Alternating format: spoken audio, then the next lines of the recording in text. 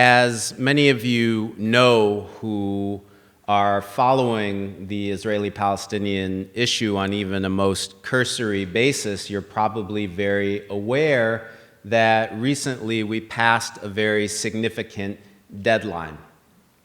April 29th, 2014 was supposed to have been the date by which the United States brokered a comprehensive and permanent treaty of peace between Israel and the Palestinian people. This was the very prominent goal that John Kerry, Secretary of State, set out when Israeli-Palestinian talks recommenced this past July. This was the intent of these negotiations, to have a final agreement that would resolve all of the permanent status issues between Israel and the Palestinian people within 9 months of talks. Now, just about everybody in the entire world, with the exception of Secretary of State John Kerry, believed that these negotiations would fail, just as so many other rounds of talks have failed. But John Kerry was very optimistic about the prospects for peace this time around. He tried to convince us that this time around would be different. But almost immediately after these talks began, we began to see evidence that the parties were at fundamental loggerheads over the key issues that have divided them and continue to divide them: the status of Jerusalem, the fate of Palestinian refugees, where to draw borders. And as it became clear that the negotiations were not going to result in a substantive agreement that would lead to the signing of a full-fledged peace treaty by April 29th, 2014, what we saw from the United States was an effort to scale back the expectations for what was possible for these talks. So just a few months after these talks had recommenced in the summer of last year, we began to see the State Department drifting away from its commitment to establishing a full peace treaty by April 29th, 2014. And instead, we were presented with a new option that instead of a peace treaty, the sides were working towards a framework agreement which would define the parameters of the issues that remained outstanding and provide a roadmap forward for yet more talks. But a few months after that, it became even more clear that not even achieving a framework negotiation on the general principles of an agreement would be possible. That's how fundamentally at an abyss these talks were. So this spring, we began to hear word that, well, we may not even see a framework agreement. And then a few months ago, John Kerry confirmed that actually the talks are not even about substantive issues any longer, but in fact, the Israeli and Palestinian negotiators are sitting down to negotiate about negotiating an extension to the talks to negotiate further about negotiating a peace treaty in the indeterminate future. Well, even this was too much of a U.S. goal to attain, to extend these negotiations for a further period. And as these talks inevitably broke down, as they were destined to do, the State Department ruefully acknowledged on April 29th that indeed that there was now a pause in the negotiations because the parties needed to figure out what the next steps should be. So why did this latest round of Israeli-Palestinian talks fail? Why was John Kerry so upbeat when no one, regardless of their political viewpoint, believed that he stood a snowball's chance in succeeding in his efforts? Well, the reason why I would argue that this latest round of talks failed is for the exact same reason why the United States has failed in all of its previous efforts to broker Israeli-Palestinian peace, because this latest round built upon the traditions and practices and structural biases of U.S. policy, which make us incapable of being an honest broker to this issue, even though that's what we like to portray ourselves as. We hear time and time again from Washington, D.C., that we're an honest broker to this issue. But the reason why we as a country fail to broker Israeli-Palestinian peace is precisely because we do not act as an honest broker, but instead we act in these negotiations as Israel's lawyers.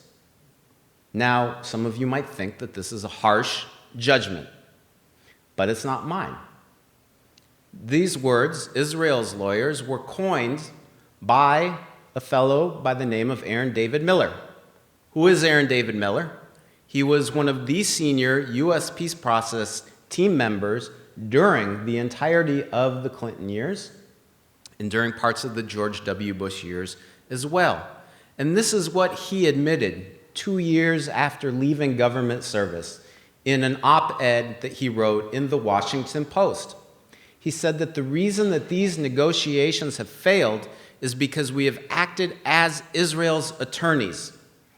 And what he confessed was that we've catered to every Israeli whim and every Israeli expectation at the expense of having successful negotiations.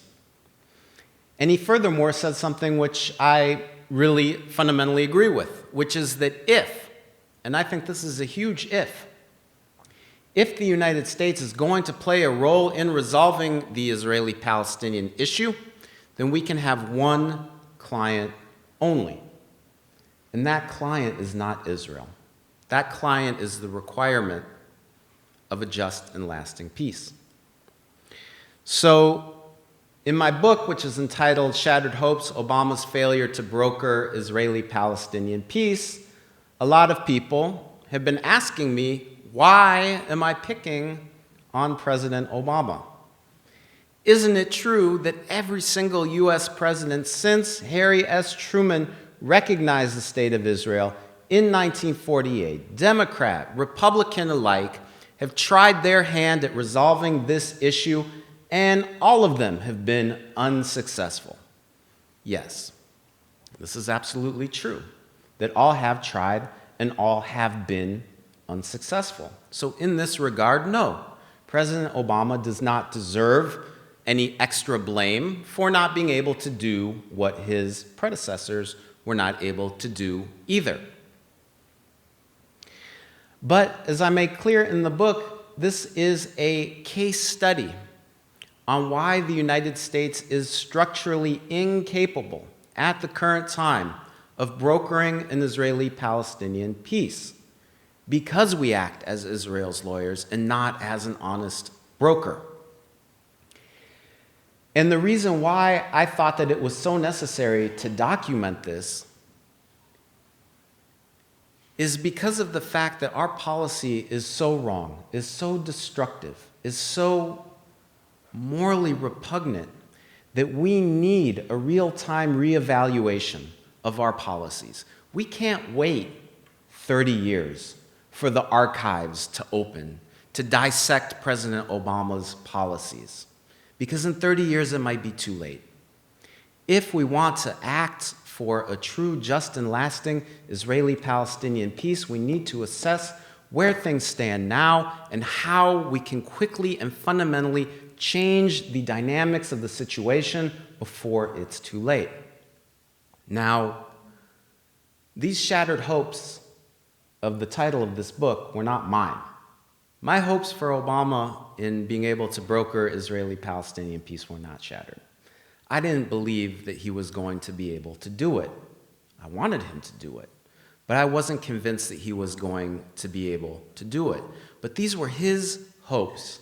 And as I document in the book what we know for a fact from leaked documents from within the Palestinian negotiating team to Al Jazeera in 2011, what we know for a fact is that this was President Obama's #1 foreign policy priority when he entered office.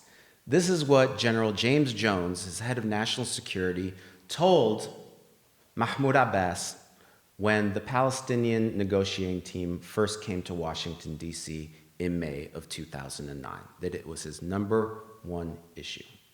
And because President Obama made this such a central component of his foreign policy, an analysis is needed of why it failed so spectacularly.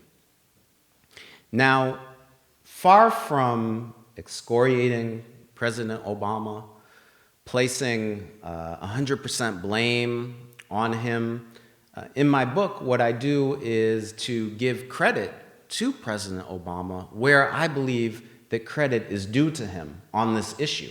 And I do believe that at the outset of his administration, he entered the White House with good intentions, with a plausible first step for resuming negotiations on a beneficial basis.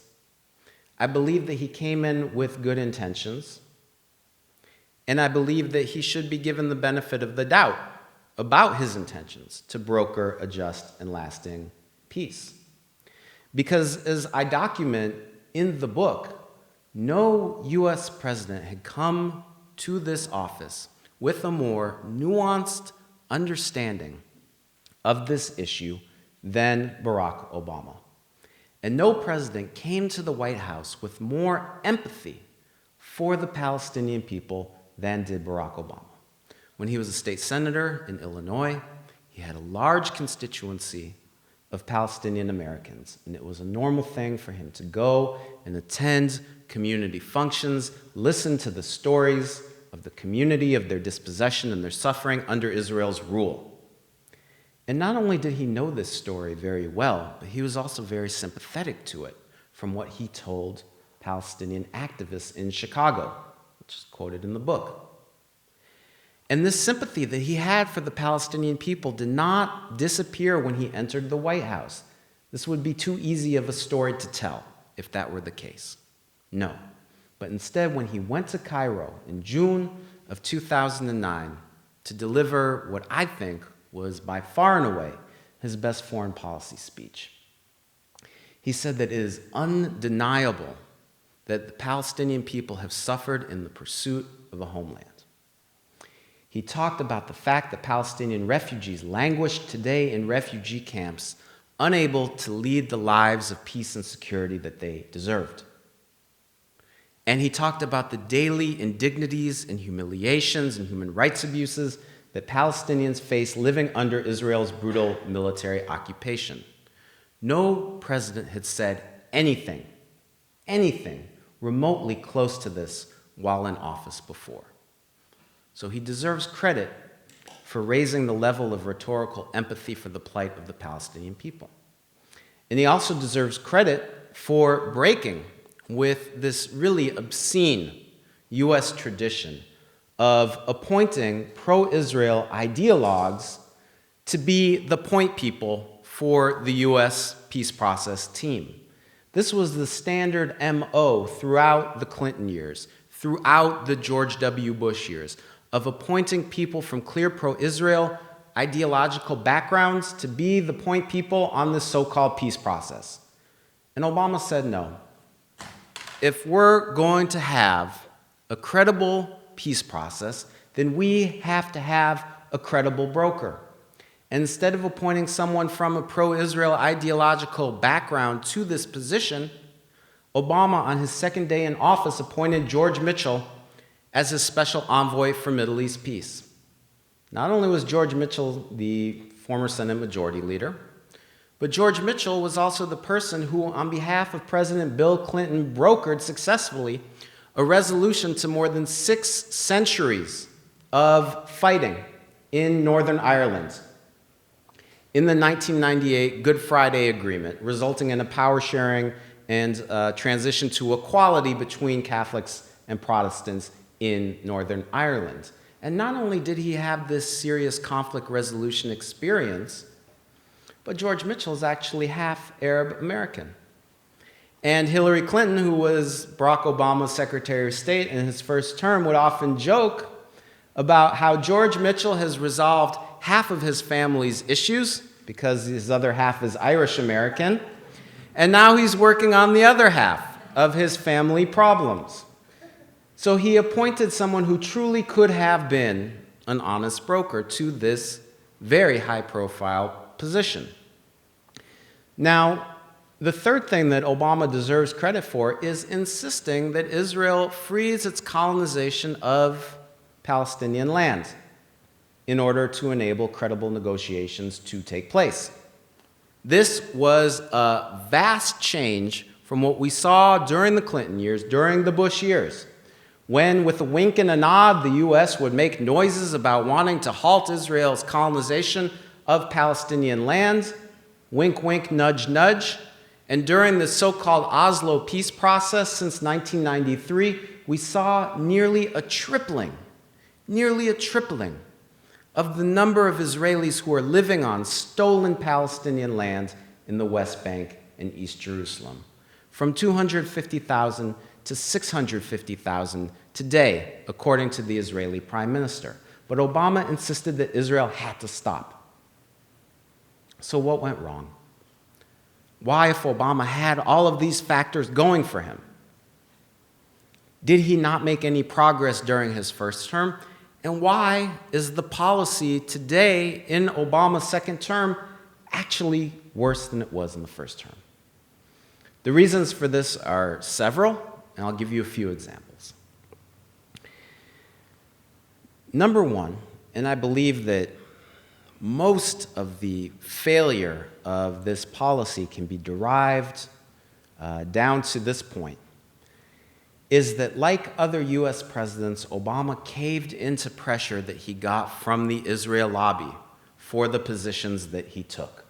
And this happened very clearly and very early on in his term in office. So what happened after Obama demanded that Israel stop colonizing Palestinian land, after he went to Cairo and gave this amazing speech? The Israel lobby demanded a closed-door meeting with him. And the principals, the heads of all of the major organizations that make up the Israel lobby, behind closed doors, put pressure on him to knock it off. And in fact, AIPAC, the American Israel Public Affairs Committee, mobilized 77 U.S. senators to send Obama what was, in essence, a cease and desist letter, telling him to knock it off. And what Abe Foxman, who is the head of the Anti-Defamation League, whose job seems to consist only of defaming anyone who speaks out on behalf of Palestinian rights, what Abe Foxman told President Obama in this closed-door meeting was, "Mr. President, we need to get back to an even-handed policy." And instead of Obama saying, "You know what, Abe, you're absolutely right. We need to be more of an honest broker. We need to be more even-handed," what Obama says is, yes, we have to restore the sense of even-handedness, and I'm going to do that. How did Obama do that? What he did was he appointed Dennis Ross to the National Security Council to be his, quote, quarterback on all Middle East issues from July 2009 on. Who was Dennis Ross? Dennis Ross was one of the senior U.S. peace process figures during the George H.W. Bush years and during the Clinton years. This was the architect of the failure of previous U.S. efforts to broker Israeli-Palestinian peace, who actually wrote a 900-page memoir about his inability to do his job. Now, if I were a government servant and I failed in my role, I'm not sure I'd write a 900-page book about how I didn't know what I was doing. But Dennis Ross did. And this is what Dennis Ross says in his book, The Missing Piece. He says that his job was not to be an honest broker, not to be a mediator, not to be a facilitator, or any of the things that you would associate someone in this position as saying their job is.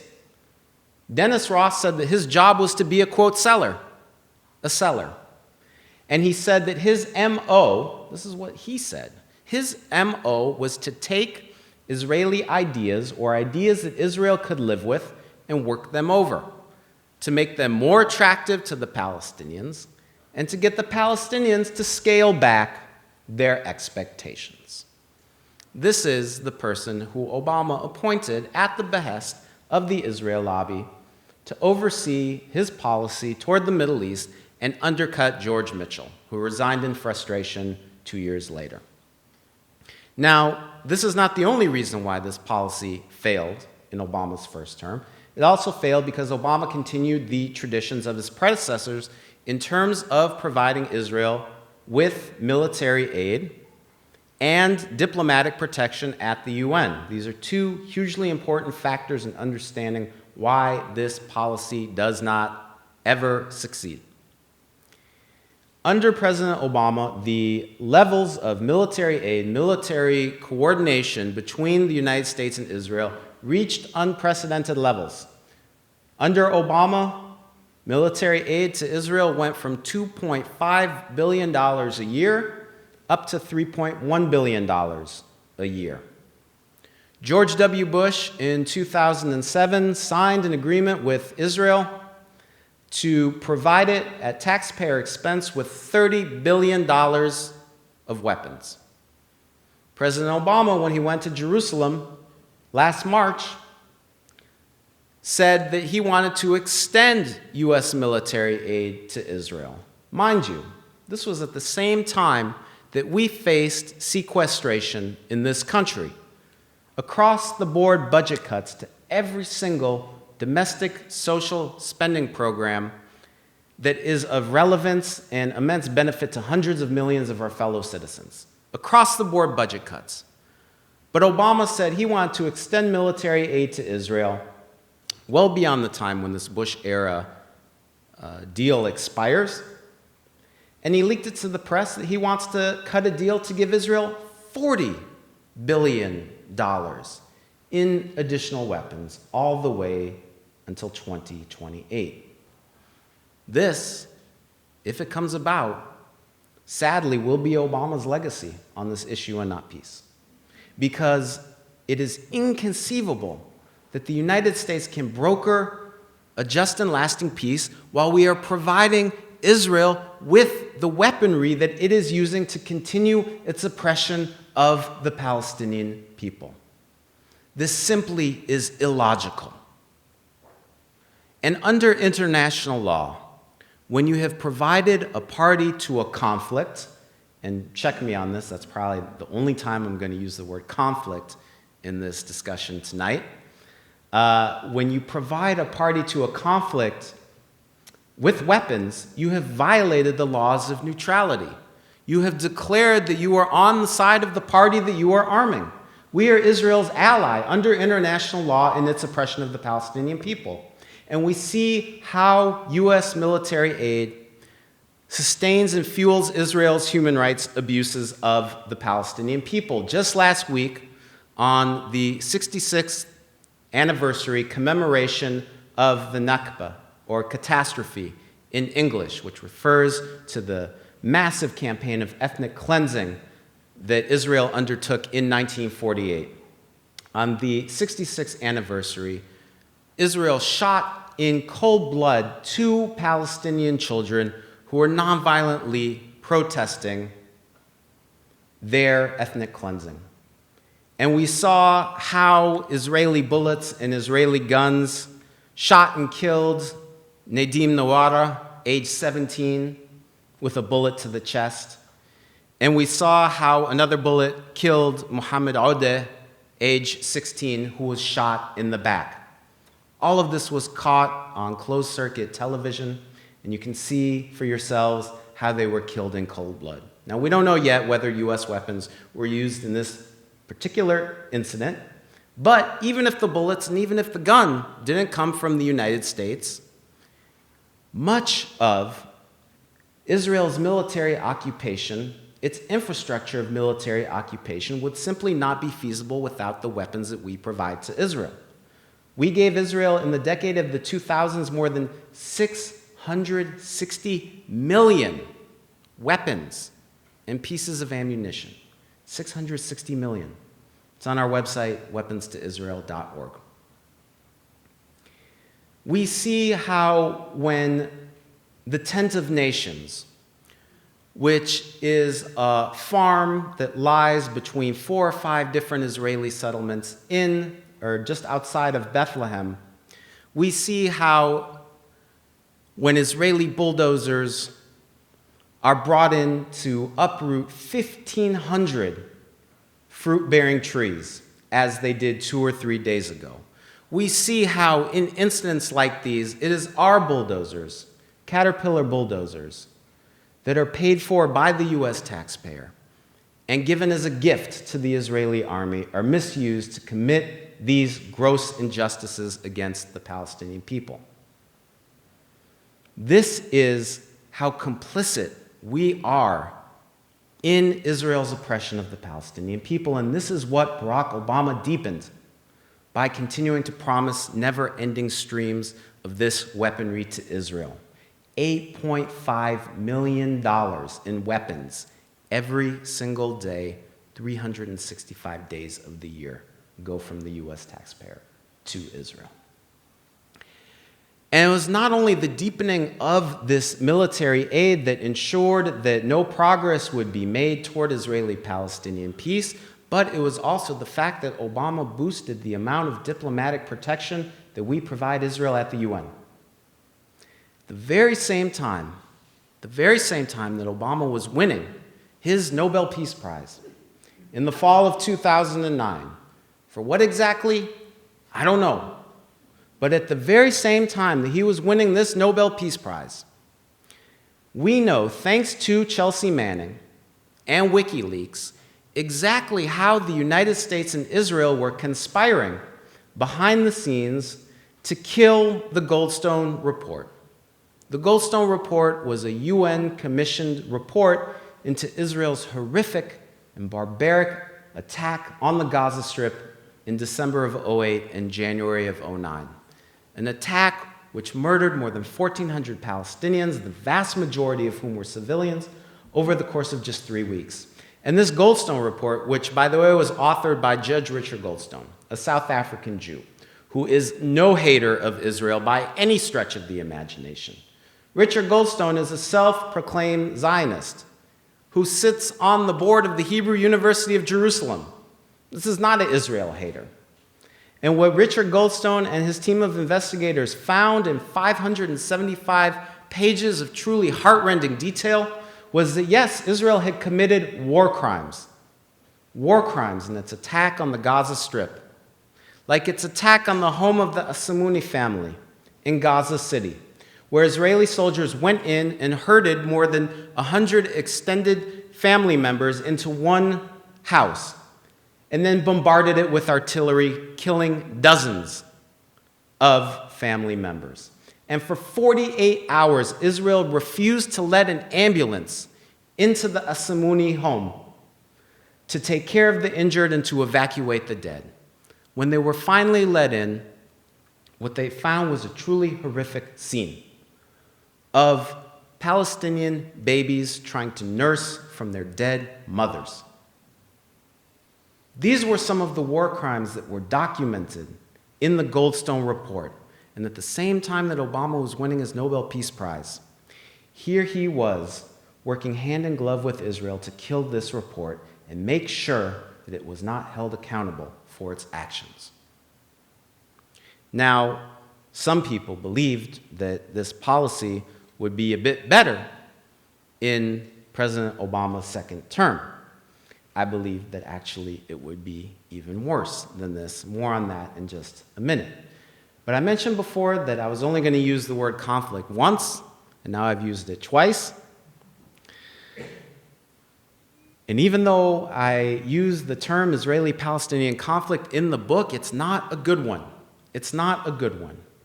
Because when we say the word conflict, it tends to conjure up in our minds an image of a traditional battle, traditional war, interstate warfare between two opposing states with two clashing armies. This is not at all the situation that exists between Israel and the Palestinian people. This is not at all the situation that exists. And in fact, what exists is what I would argue is a situation of apartheid, a regime of apartheid that Israel has constructed over the totality of historic Palestine, and under which Palestinians have either separate and unequal rights or no rights at all, because of the simple fact that they are not the, quote, right religion according to the state of Israel. This is what apartheid is. Apartheid, yes, of course, came to us via South Africa. It, of course, is an Afrikaner word, meaning apart or separate. By the way, do you know the Hebrew word for Israel's apartheid wall? It's Geder HaHafradah, the separation wall. So even Israel admits that what it's doing is apartheid. When Israel says that it is a Jewish state rather than a state of all of its citizens, like 192 other nations in the world are states of all of its citizens, Israel is self-defining itself as an apartheid state, which privileges one set of people and discriminates against another set of people based on their religion, based on their nationality, based on their ethnicity. This is the international definition of apartheid. Jimmy Carter got it wrong, with all due respect to him, because in his book, Palestine, Peace Not Apartheid, he says that at some indeterminate point in the future, Israel may become an apartheid state. This is similar to what John Kerry said when he thought he was in a closed-door meeting a couple of weeks ago. But no, John Kerry, Jimmy Carter are both wrong. Israel has always been an apartheid state since 1948 and has always treated its Jewish citizens differently, separately, and unequally than the Palestinian people over whom it rules. Now, to really understand what this current U.S. peace process was all about, I think it's really necessary to do a little bit of historical context to understand how we got to the point where we are today in 2014. So what I'm going to do is cover about 120, 30 years of history in hopefully 5 minutes or less. So get your timers out. Okay. So up until World War I, the Ottoman Empire ruled over today's modern Middle East. And in the aftermath of its defeat by the Allied powers, the European colonial powers of the day divvied up these Ottoman provinces and established what were called mandates over them. The idea behind these mandates was to prepare the indigenous people of these lands for independence and self-determination. France got the mandate for Lebanon and Syria. Britain got the mandate for Iraq, Transjordan, as it was called at the time, and Palestine. Now, the case of the mandate for Palestine was always different, because it was never about preparing the indigenous inhabitants of the country for independence and self-determination, i.e. the Palestinian people, but instead, Britain had already promised to the Zionist movement through the Balfour Declaration that it would work for the establishment of a Jewish homeland in Palestine. And for the roughly 3 decades that it held this mandate over Palestine, it indeed worked with the Zionist movement to establish and strengthen the institutions that would become necessary for the establishment of this Jewish homeland in Palestine. So Britain created this problem and bears responsibility for it, in my estimation, and the United States bears responsibility for its perpetuation today. So from one imperial power to the next, the issue of Palestine is still, sadly, as centrally important as it was all the way back in World War I. Now, Britain did the very responsible thing of washing its hands of this situation and said, we can't reconcile these conflicting promises that we've made. Let's toss it over to the UN to deal with. And the UN said, great, we'll figure out a solution. And under heavy US diplomatic pressure, the General Assembly voted to partition Palestine into 2 states. A Jewish state on 55% of the land, and an Arab state on 45% of the land. Sounds fair, right? At the time of this partition, Jews owned 7% of historic Palestine. Palestinians resided on 93% of this land. And the demographic balance between the two communities was roughly 2/3 indigenous Palestinian, Muslim and Christian, 1/3 Jewish. But the UN said, let's give 55% to the Jewish state and 45% to the Arab state without bothering to consult the wishes of the majority of the inhabitants of this land. Now, nobody was really happy with this partition. And first, fighting broke out between local Zionist militia forces and local Palestinian forces. This later became interstate war when Israel declared itself in May of 1948 and became an interstate war with Egypt and Syria and Lebanon and even Iraq. And at the end of this war, when armistice agreements were signed in 1949, Israel had established sovereignty over not 55% of historic Palestine, but 78% of historic Palestine. And in the process of establishing this sovereign control over 78% of historic Palestine, Israel engaged what can only be called a campaign of deliberate and systematic ethnic cleansing to drive out as many Palestinians from their homes, from as much of historic Palestine as possible. This was known as Plan D, or Plan Dalet in Hebrew. And in the course of this massive campaign of ethnic cleansing, Israel committed dozens of massacres, razed to the ground 531 Palestinian villages, emptied of its inhabitants 11 Palestinian urban neighborhoods, driving Palestinians into exile and refusing to allow them to come home, even though the Universal Declaration of Human Rights says that anyone can leave their country at any time and for any reason and return at any time and for any reason. And even though Israel signed an agreement when it joined the United Nations as a member in 1949 that it would allow Palestinian refugees to return to their homes, here we are, more than 66 years later, still waiting for Israel to fulfill its promise to do so. Why can't Palestinian refugees return according to Israel? Because these are not human beings with human rights in Israel's estimation, but they are a, quote, demographic threat.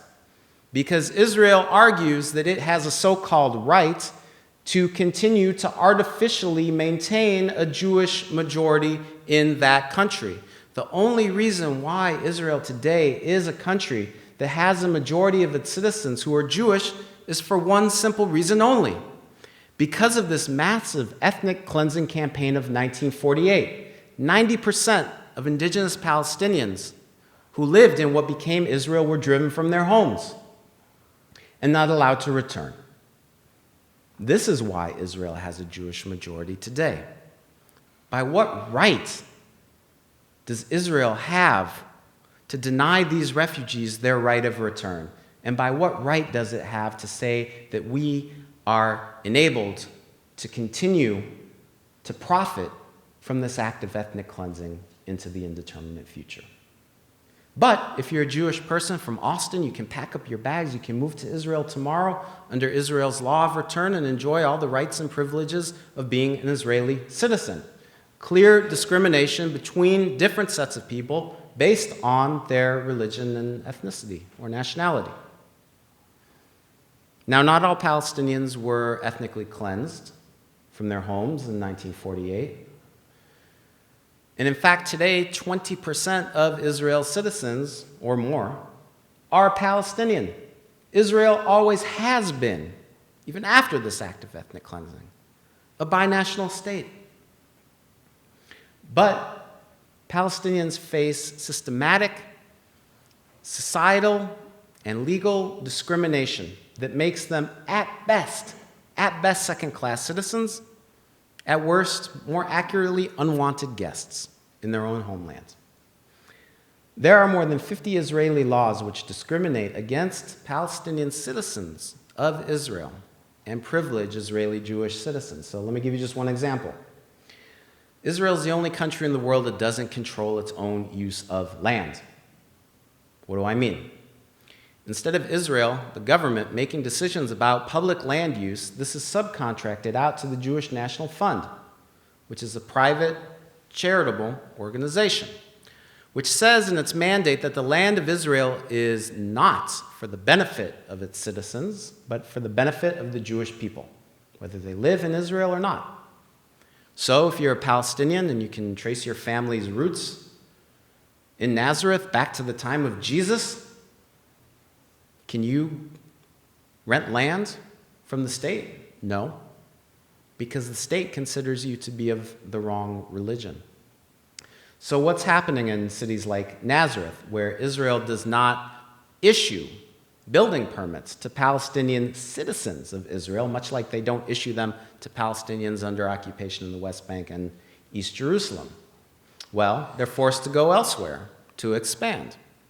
Now, Israel created a development town called Upper Nazareth to literally look out and keep watch on the Palestinian citizens of Israel in Nazareth below. This was the crown jewel in what Israel called its Judaizing effort of the Galilee, which has a very large concentration of Palestinian citizens of Israel. The idea was to dilute and break up the political power of Palestinian citizens of Israel. So they created this city of Upper Nazareth to encourage Jews to move there. Well, guess what? It turned out not to be such an attractive place. Most Israeli Jews would prefer the beaches of Tel Aviv to this little hilltop of Upper Nazareth where there was really nothing going on. So a lot of them sold their condos. And because this wasn't public land, these were private transactions on the open market, and because Palestinians in Nazareth weren't being given permits by the government of Israel to expand their holdings there, what happened? Palestinian citizens of Nazareth said, well, we'll buy where we can buy. And they started buying up properties in Upper Nazareth. So now what was once the crown jewel of Israel's Judaizing efforts in the Galilee is now a city that is 20% Palestinian citizens of Israel. And the mayor of Upper Nazareth imported from Hebron the most radical, fundamentalist, crazy Israeli settlers to advise him on how to get rid of his Palestinians. And this mayor is on record as stating that he would rather cut off his right arm than build one single schoolroom for Palestinian children in his city. Mind you, these are Palestinian citizens of Israel who are treated in this fashion. And of course, he got a lot of blowback for that remark and gave another interview, which was very defensive in tone. He said, what? If you think that I'm racist for saying that, then all of Israel is racist.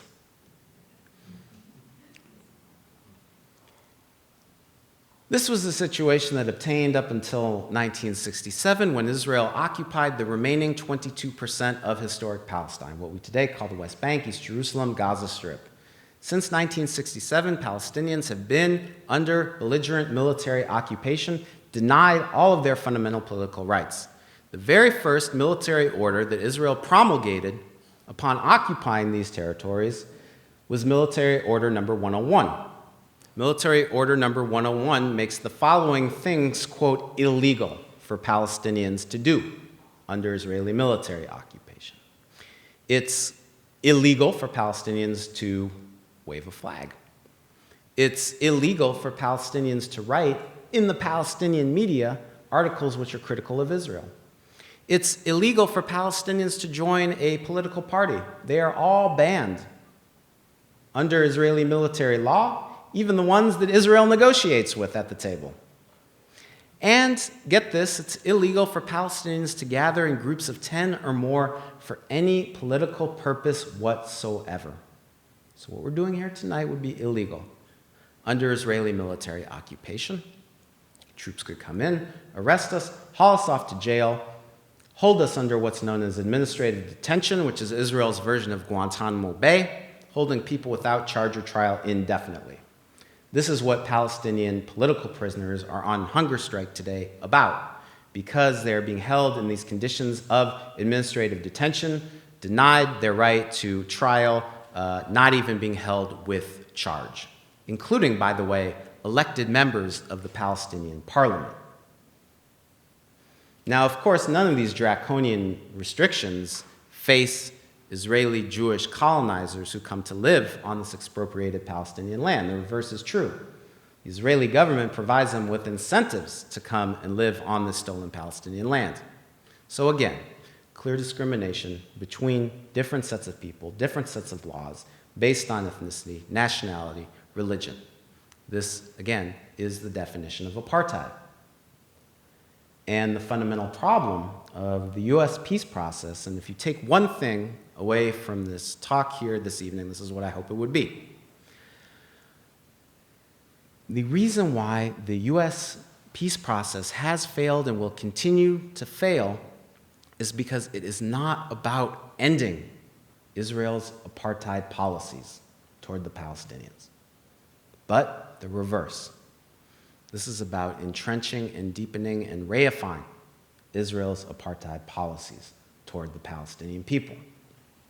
Now, with this in mind, we can understand a little bit about why this current round of negotiations failed. And for a lot of casual observers of the Israeli-Palestinian issue, it's very difficult to understand why, if the United States and Israel and the Palestinian negotiating team are all saying that we want the exact same thing, we all want a two-state resolution to this issue, meaning the establishment of a Palestinian state in parts or all of the West Bank, East Jerusalem, and the Gaza Strip. Why, if everyone agrees on what the outcome should be, how is it so difficult to get there? Well, the reason why, and especially the reason why in terms of this latest round of negotiations, is very simple to understand. Just take a look at Obama's so-called peace process team in his second term. This was led not by a person with the stature and the credibility of George Mitchell to be an honest broker.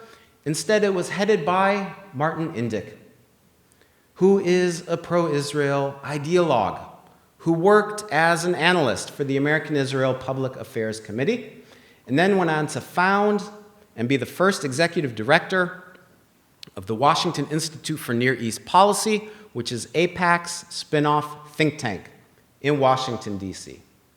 This is who Martin Indyk is, and the team he assembled was chock full of pro-Israel ideologues.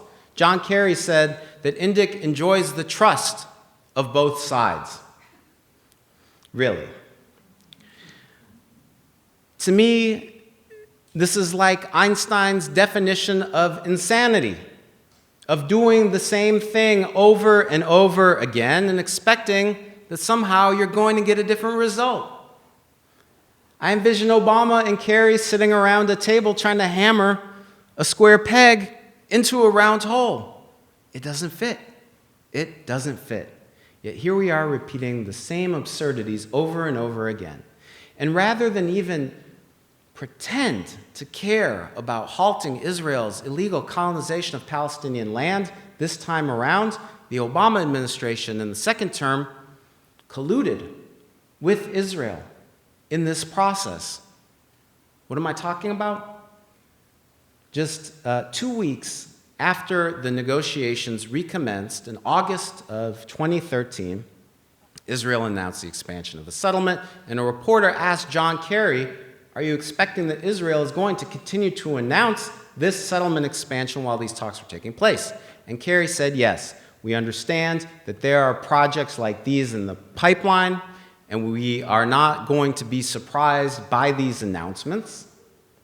And what he said was that, but we don't want these, we don't think that these should be a stumbling block to the success of the talks. And what we saw was, in fact, that Israel had gone ahead with the expansion of 14,000 settlement units during these 9 months of talks, quadruple the prior rate of colonization. And according to a report in an Israeli newspaper, which I quoted in a new afterword that I wrote for the paperback edition of this book, which is coming out in the fall, the United States and Israel actually coordinated which settlements would be expanded when. This is how deeply complicit the United States was in this sham peace process. Now, to understand what I mean about this being about entrenching Israel's apartheid, you only need to look at the bits and pieces of the news that leaked out about what Kerry was offering in these negotiations to understand why they stood no chance of succeeding. Kerry put forward a deal where Israel would annex 85% of its settlement population in all of the major settlement blocks to Israel. The apartheid wall that Israel has constructed throughout the West Bank would stay in place. The infrastructure of Israel's military occupation would stay in place. All of the bypass roads that only Jewish Israeli settlers can drive on would stay. The Israeli military bases would stay. Israel would have a long-term security presence in the Jordan Valley, cutting the West Bank off from Jordan. Now, when the Palestinian negotiating team says, we want a state, what they mean is that they want a state like 193 other nations have a state. So think about all of the things that we do as a sovereign country. We don't even think about these things because they're so intrinsic to our understanding of what a country is.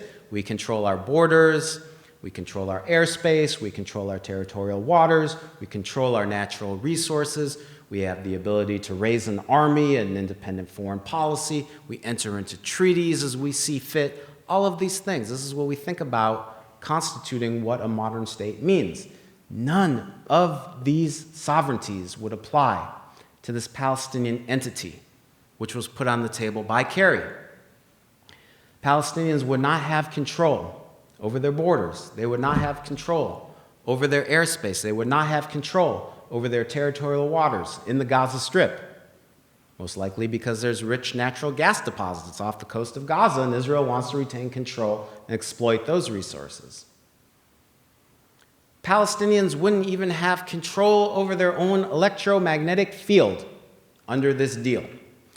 And if you're like me, you're probably scratching your head at this point and saying, what's an electromagnetic field? Because I confess I had no idea what it meant until Israel started talking about it so much. So I figured it had to be pretty important.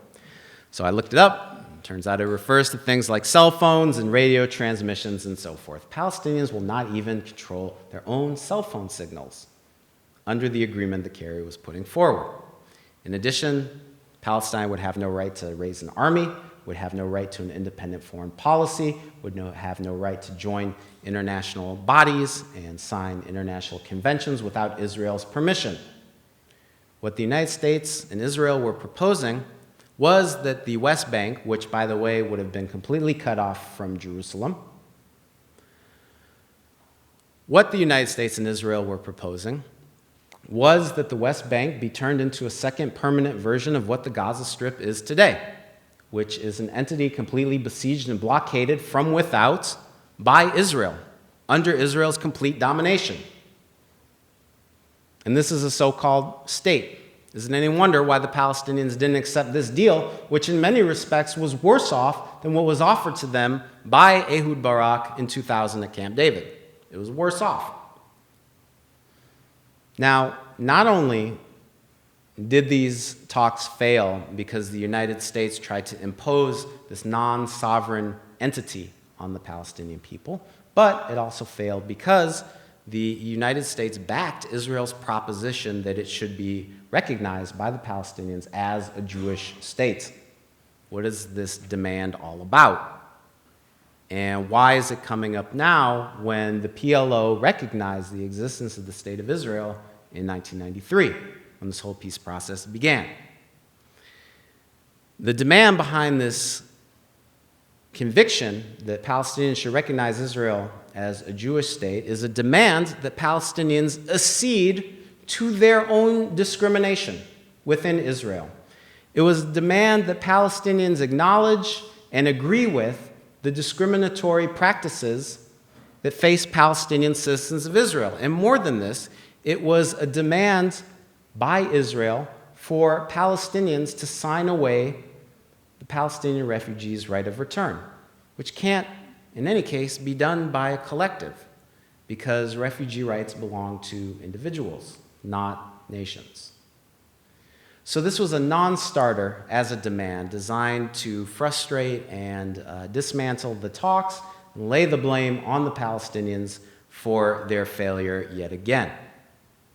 Now, given this extremely pessimistic view of where things stand at the political level and how unconvinced I am that President Obama will broker a true, just, and lasting peace in the remainder of his second term, I am, nevertheless, extremely optimistic about where things stand today.